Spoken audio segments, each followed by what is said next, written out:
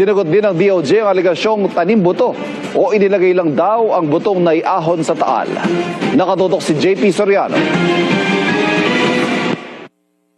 Desidido na si Julie Dondon Patidongan alias Totoy na maghain ng reklamo o complaint affidavit laban sa mga pulis na sinasabi niyang kasabwat sa pagdukot at pagpatay sa mga nawawalang sabongero. Sa Lunes, talagang pupunta na ako sa Napolcom. Yung mga pulis na nabanggit ko, ay ipapailang ko na ang doon sa Napolcom. Ayon kay Patidongan, aktibo pa raw ang isa sa mga sangkot na pulis at nagmamay-ari umano ng isang fish pond sa Taal Lake. Siguro doon dinadala at doon siguro tinagawa yung pagpaslang sa mga missing sabongero.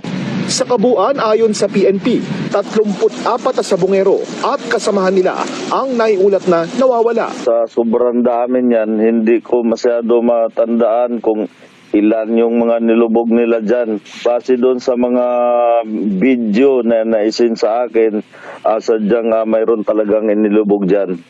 Nang makuha sa Taal Lake ang mga nangingitim ng buto, hinala ni Patidongan. Sa sobrang dami na yan, sa ginagawa nilang pambilisan, baka sinapsap na nila yan. Nilagyan ng pabigat na buhangin.